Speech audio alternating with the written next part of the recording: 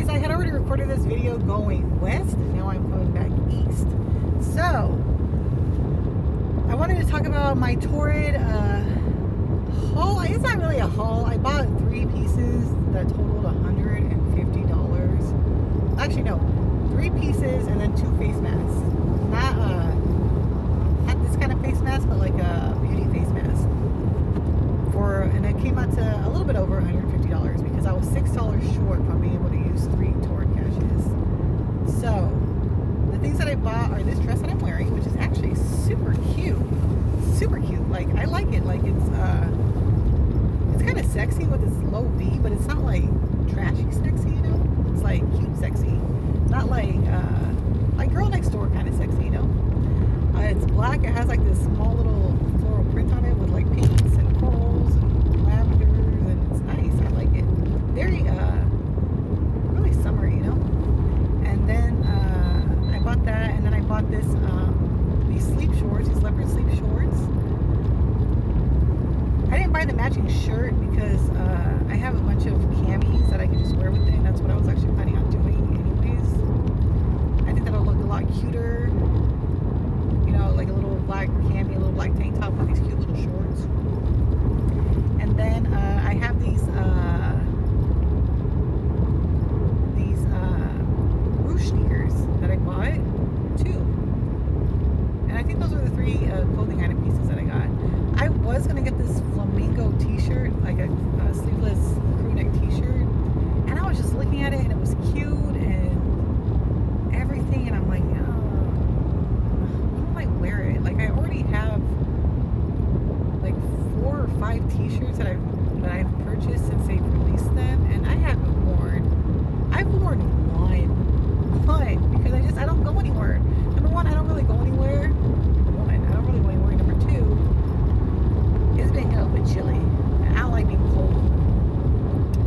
So they've just been sitting there, not getting worn. So I was gonna buy it. I tried it on. I like the way it fit,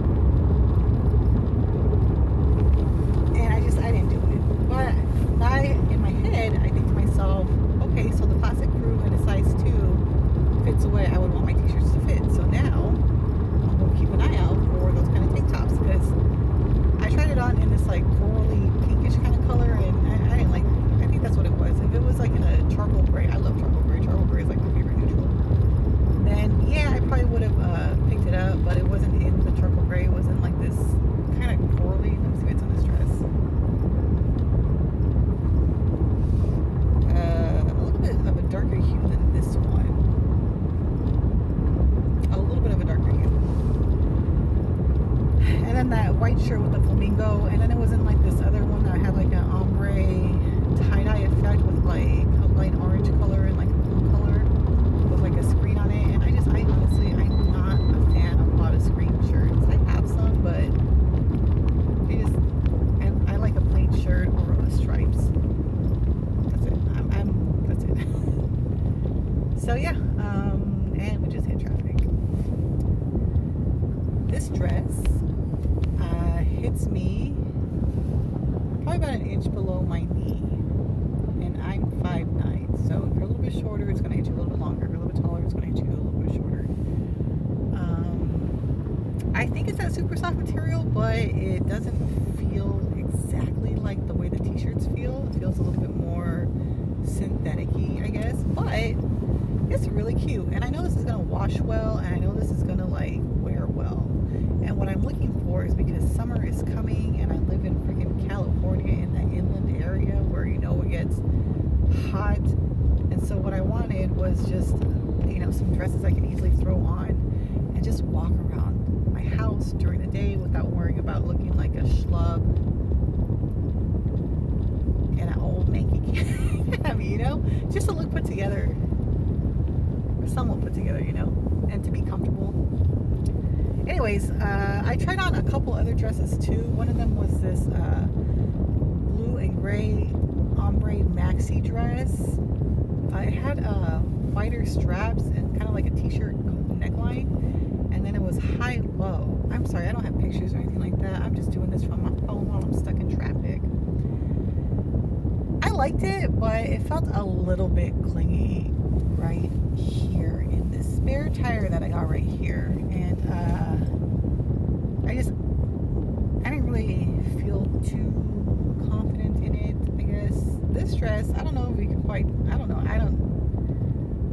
probably the cut, because this dress I don't really notice that guttage of mine. And then it was also $75, and I'm like, was it $75? Yeah, because this one was like $69. Oh my god, that's so expensive for like this cheap ass fabric. But that one was $75, and I didn't like that you can see my lumps and my bumps. And I got it in my regular size. It wasn't tight or anything like that. It was just a fabric that sits on yourself. It just sits on you. So I put that back. And then the other one I tried on was this teal blue color dress. The color is really spectacular. Like, it was just a really great color. But it's the one that has like the gathered bust, and then it kind of just flares out. And I tried it on, and I know I've gained weight. I know I gained weight. I can't, look at this. I know I gained weight. I'm not trying to fool myself. But when I put it on, because it's basically cinched right here, kind of like this one, but this one is just different. I don't know.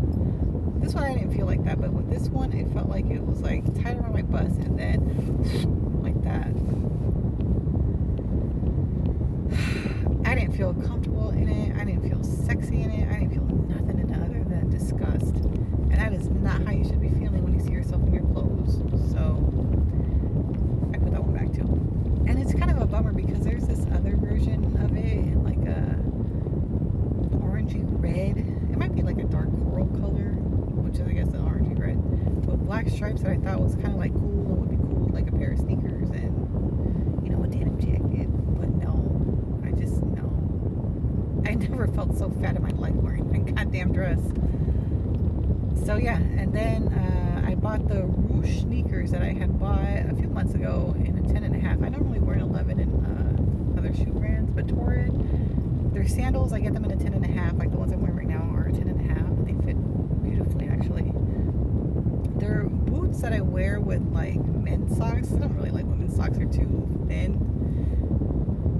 But the boots that I wear with like men's crew neck socks, I get those in my regular size of an 11 because it's with the thickness of the sock and all that. It's like it's perfect. And then these Roosh sneakers, I've been getting them in a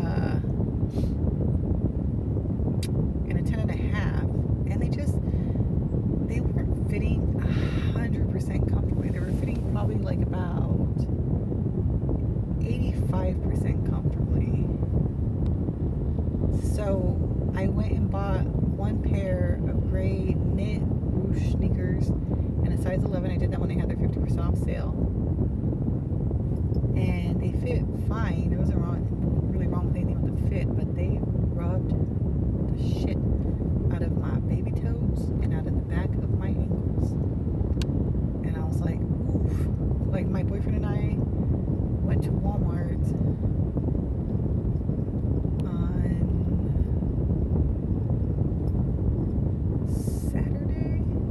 Saturday or Sunday.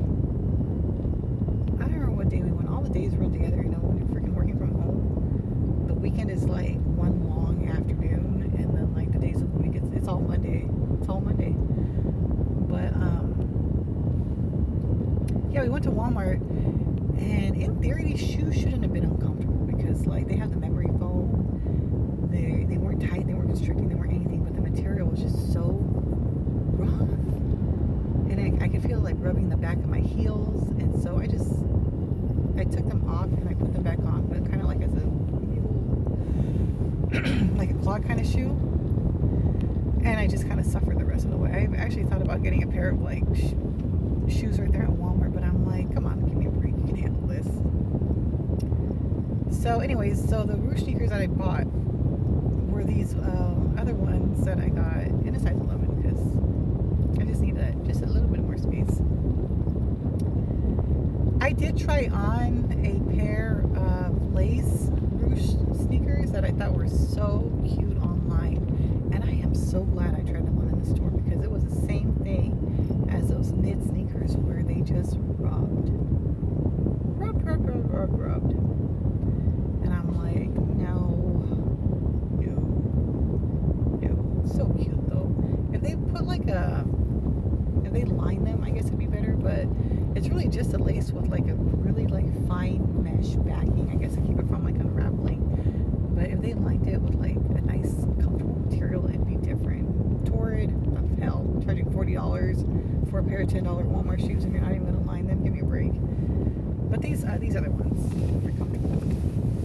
So anyway, so I went to.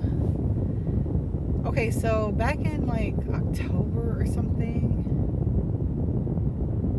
I was a month into this whole 10-hour mandatory overtime, and I was like, I'm getting paid, I'm getting paid, I'm getting paid, but part of me is like, I'm tired. I'm tired. I'm tired. And out of, I'm always looking for like a government job, usually with the county, because my boyfriend works for the county and he has every other Friday off, and who wouldn't want that? But all of the county jobs that I apply for, if I'm able to get an interview, I panic and bomb my interview. I suck at interviewing. I'm not gonna lie, I suck at interviewing. I panic, I stress, I panic. I'm like this. They're like, do you have any questions? I'm like, no. But out of the dozens of jobs I've applied for the county that I live in, I've gotten 2-3 interviews, I think. And I'll be honest with you, I am not a college graduate. I have a certificate in medical assisting that I got in 2001. That is how old I am.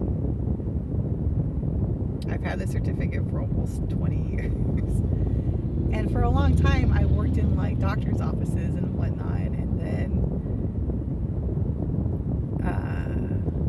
And then I went to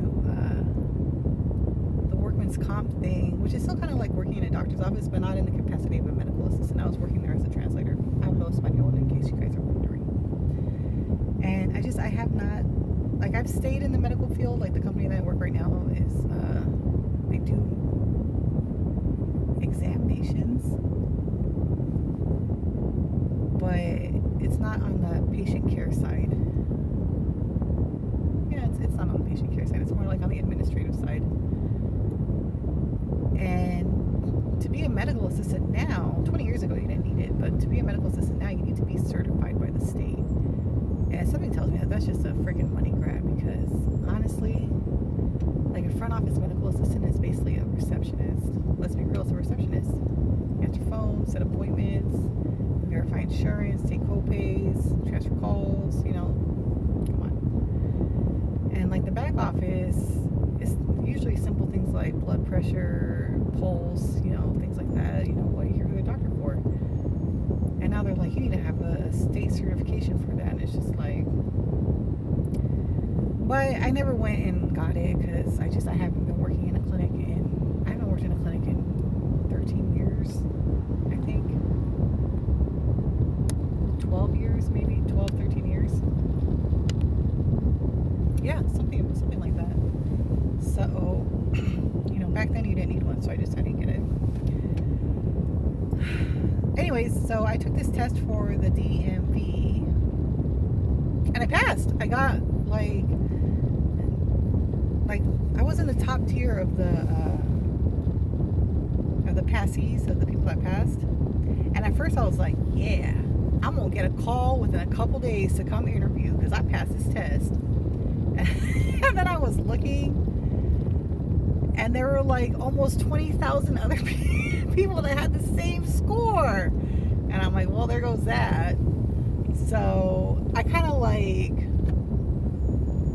lost hope, basically. And I just, I kept going, I kept doing my job to the best of my ability. And I'm still doing my job to the best of my ability. I'm not, it's my job, I have bills. But I lost hope. And then like randomly, I get like an email for a contact letter. And this was to turn it in back in March last month, like over a month ago. And I let it slide. I let it slip, because my daughter has her after school activities. I have my overtime. There really was any time to just drop it off. Plus, I don't have a printer at my house, and I was just making excuses, basically. And then, plus the DMVs that they were having openings for were the next county over, and I'm like, I don't want to commute. I've already done the commute thing. Pretty much my entire work life has been commuting to different counties, and I'm just like, So I just kind of let it go. And then I got one for the DMV in my town, and I was like, ooh. And so that's what I did. I went to go drop off the application.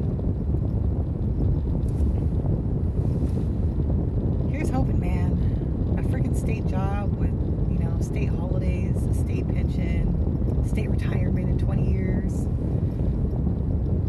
Plus, like, something like working for the DMV, if I choose to, like, move out of state or whatever, it's hypothetical. I don't think I'll ever leave California. It's 71 degrees in April. For God's sake, it's not, like, freaking hot or muggy, and it's not freaking cold and stormy either. But hypothetically, if I were to, like, leave the state, working at the DMV, I think would be like clutch, You can go, apply for a job at a DMV in a different state or something. I don't know, These are just thoughts that I have in my head. Because the job that I have right now does have other offices, with my department in different parts of the country. But even though we're working remotely, we really cannot move wherever we feel like it. Which kind of doesn't make sense to me because, like, we're not going into a physical office. We're working from home. So what difference does it make if I live here or if I live in, like, Nebraska or something and just clock in on California time? Yeah. Anyways, I'm just rambling now. I'm stuck in traffic. I'm hungry. It's my boyfriend's birthday. I made him some cupcakes yesterday and they cooled while me and the kids were at the dojo, and then I put frosting on them. I put all the candles on them, and when we get back to the house, we're going to sing happy birthday. I gave him his gift. We are set. Tomorrow we're going to Vegas. I think for the drive up there, I am going to wear that cute little dress with my denim vest. And then I'll just bring jeans and stuff in case I feel more comfortable that way. Because I'm getting better at wearing a dress in public, but sometimes I see like my reflection and I'm just like, but it's just being accustomed to it because I've only ever worn pants and like jeans and stuff for the last 30 years, 25, 30 years. I know I didn't even wear dresses when I was 15. I probably for like almost the last almost 30 years. I can't remember really wearing a dress past childhood. Except for like when my sister had her quinceañera. And when this guy let me in? Yeah. And when people get married or whatever. Speaking of marriage, I returned the dress that I bought from City Chic in my last video. That one was just like, and I was really super bummed about it because, oh god, it was so cute. But then at the same time, like looking at it, I was like, I don't know, maybe it was just me talking myself out of it to, not be so sad. But I went ahead and looked on eBay, and I actually found a nice lace dress, kind of similar with the nude colored backing with like the black lace over it. But this one is it's nice. It's a lot more demure. So I know my boyfriend will like it because my boyfriend is like, he's like this guy, and I'm just like, what? But it's got like a more boat neckline, 3/4 sleeve lace, and then it's like high-low. The high in the front hits probably to where this dress hits on me, and then the low hits to probably a little bit above the ankles. So I think that dress, because I ordered it on eBay, and my little kid heels from Torrid, and then like some pops of like turquoise, because the colors are Tiffany blue, teal turquoise, that kind of color, like maybe like a pair of earrings or like a cuff or something. I think I'll be set. So yeah, I'm pretty happy that I spoke to my eBayer that I purchased it from, and I let her know like, hey, I'm not gonna be home. I don't know if I should have done that, but we're gonna have somebody house sitting, so it's not like the house is gonna be alone. But if you could just mail it so that either at the end of the week or next week even, because the wedding is not until August anyways. So yeah, oh god, I hope I can still go to this wedding. The DMV has a bunch of weeks to get a hold of you, so we'll see. Does anybody ever make noises. I'm hungry. I'm tired. I want to go home. I want to, I want to see my kids. I haven't seen them in a few hours. We've been spending all day together though, but I still miss them, I'm trying to convince my boyfriend to go to Sterenstein. I already told my BFF to be there. I need to turn in my daughter's Chromebook to get her a new one. All right, guys. I'll talk to you later.